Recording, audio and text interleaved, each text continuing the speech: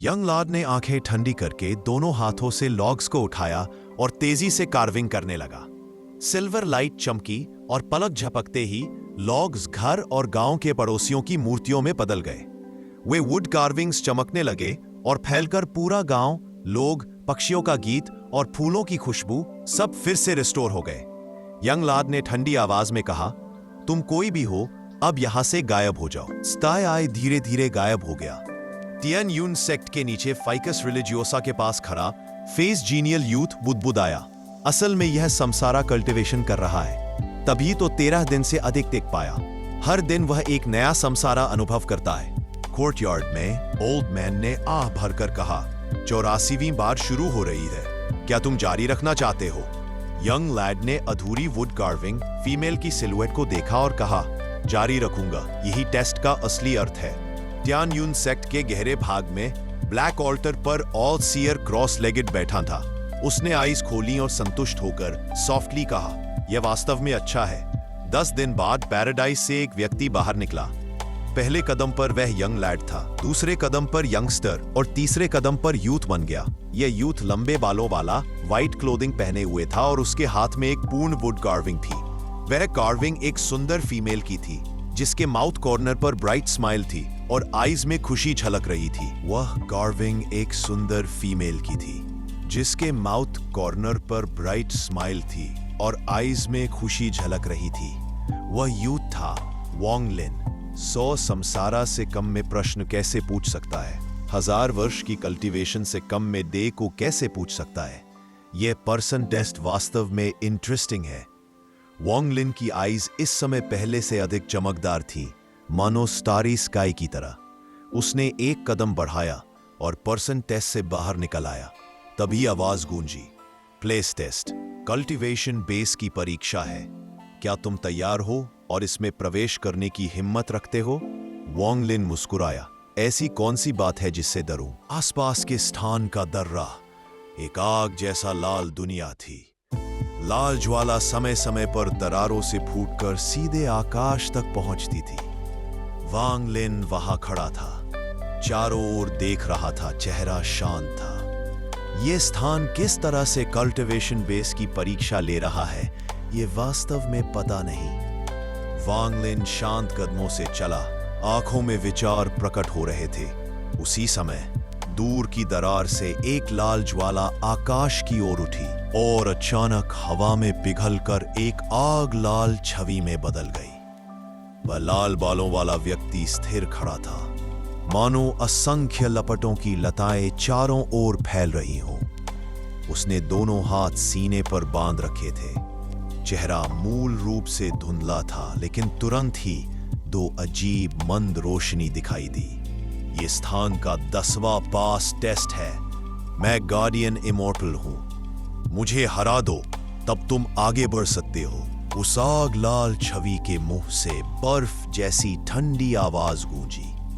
वांग लिन शांत नजरों से उसकी ओर देखता है, कुछ कहे बिना आगे बढ़ता है। साथ ही दोनों हाथों से हैंग सील्स बनाता है, मानो प्राइमोर्डियल केओस का रूप धारण कर रहा। तुरंत ही वांग लिन के शरीर से एक विशाल शक्ति उफान की तरह फूट पड़ी। टूट जाओ, वांग लिन ने हल्की आवाज में कहा। उसका पूरा शरीर क्रिस्टल जैसी चमक से दमक उठा। उस आग लाल छवि की आंखों में तेज रोशनी चमकी। उसका शरीर पीछे हटा, फिर उसने भी हाथ आगे बढ़ाकर हमला किया। भयंकर धमाके के साथ चारों ओर रेत का तूफान उठ गया। जमीन फटकर चारों ओर फैल गई। वह आग लाल छवि बुरी तरह पीछे धकेली गई। दोनों हाथों से खून बह रहा था। दर्जनों जैंग पीछे गिरने के बाद ही उसका शरीर रुका। उसने सिर उठाकर वांग लिन की ओर घूरा। वांग लिन शांत भाव से खड़ा रहा, हाथ पीठ के पीछे बांधकर कहा, पीछे हटो। कुछ देर बाद वह आग लाल व्यक्ति चुपचाप झुका, फिर आतिशबाजी में बदलकर दरार के भीतर गायब हो गया। वांग लिन दूर देखने लगा। वहां जरूर कोई जीवन था, जो उसकी कल्टीवेशन बेस की परीक्षा ले रहा था। ये तियान युन सेक्ट की 3 पास टेस्ट सचमुच यह तय करने के लिए है कि किसे अंदर जाने दिया जाए। वांग लिन के होठों पर हल्की मुस्कान आई। उसने आगे न बढ़ते हुए कहा, मैं इस पास टेस्ट को छोड़ता हूं। बोलते ही उसका शरीर उस जगह की ग्रेट वॉल के भीतर से गायब हो गया। ऊपर तियान यून सेक्ट के एकांत पहाड़ी पर फाइकस रिलिजियोसा के नीचे वह सौम्य चेहरे वाला युवक इस समय भौहें सिकोड़कर सोच में डूबा था। यह व्यक्ति हार मान गया, पर उसका निर्णय वास्तव में दृढ़ था। अफसोस, उसकी कल्टीवेशन बेस की असली गहराई नहीं देख पाया। लेकिन सोल ट्रांसफॉर्मेशन के प्रारंभिक चरण में भी चाहे कितनी ही महान मिस्टिकल एबिलिटी क्यों ना हो, और क्या कर सकता था। अचानक उसकी आंखों में चमक आई, भौहें खुली और फिर से उसका चेहरा सौम्य दिखाई देने लगा। उसने बिना पीछे देखे कहा, 3 जूनियर ब्रदर, बहुत समय हो गया देखा नहीं, सब कुशल है ना? फर्स्ट सीनियर ब्रदर के होते हुए जूनियर ब्रदर कैसे असुखी हो सकता है? एक स्त्रैन सी आवाज दूर से धीरे धीरे गूंजी। इसी दौरान सफेद वस्त्र पहने एक युवक दूर शून्य से धीरे धीरे कदम रखते हुए आया और एकांत पहाड़ी पर पहुंचा। यह व्यक्ति कोई और नहीं बल्कि वही बाई वे था जिसे लेन देन वाले तारे पर वांग लिन मिला था। सौम्य युवक ने पलटकर देखा और मुस्कुराकर कहा, 3 जूनियर ब्रदर, इस बार क्या तुम टीचर के लिए जन्मदिन का उपहार ढूंढ पाए? बाई वे ने दूर शून्य की ओर लापरवाही से नजर डाली और मुस्कुराते हुए बोला, जूनियर ब्रदर की तैयारी का उपहार बस छोटी सी चीज है, सीनियर ब्रदर से तुलना योग्य नहीं हूं। यह कहते ही बाई वे की नजरें अचानक शून्य में टिक गईं और उसकी आंखों में आश्चर्य झलकने लगा।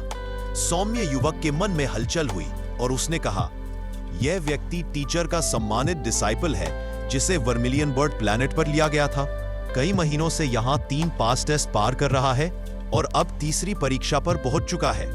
वह वही है। बाई वे की आंखें चमकी, उसने सिर हिलाया और बोला, तो मामला ऐसा है। सौम्य युवक ने सहज भाव से कहा, टीचर ने यह तय किया है कि यह व्यक्ति पर्पल यून पवेलियन में रहेगा। पर्पल यून पवेलियन। बाई वे की आंखों में ठंडक झलक गई। थोड़ी देर चुप रहकर उसने धीरे से कहा, सीनियर ब्रदर, अभी मेरे पास एक महत्वपूर्ण कार्य है, पुरानी बातें नहीं कर सकता। तुम्हारे 3000 लोटस कॉर्निकुलाटस में से मुझे एक दे दो, बदले में मैं हॉट फ्लेम क्रिस्टल दूंगा, कैसा रहेगा?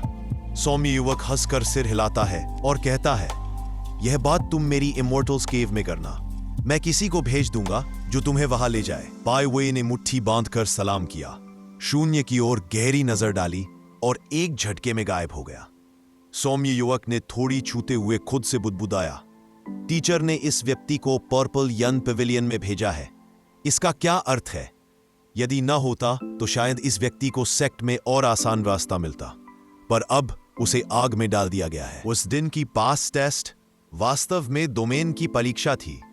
उसी समय डे की ग्रेट वॉल के भीतर वांग लिन जमीन पर पद्मासन में बैठा था, आंखें बंद कर गहन ध्यान कर रहा था। जब उसने प्लेस की परीक्षा छोड़ दी तब वह यहां आया और अब अंतिम परीक्षा का अनुभव कर रहा था। यहां वह लगातार 30 दिन से ध्यान में बैठा था।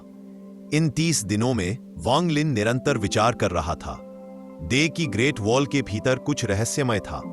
यहां उसकी डोमेन मानो असीम रूप से हेवनली डाओ के निकट पहुंच रही थी, मानो बस एक हाथ की दूरी रह गई हो, हाथ उठा पे ही हेवनली डाओ को छू सके। समय का भान वह खो चुका था, वह बस ध्यान में बैठा रहा। उसकी डोमेन इस जगह आने के बाद से बिल्कुल भी मुक्त नहीं हुई थी। वांग लिन को कोई अधीरता नहीं थी।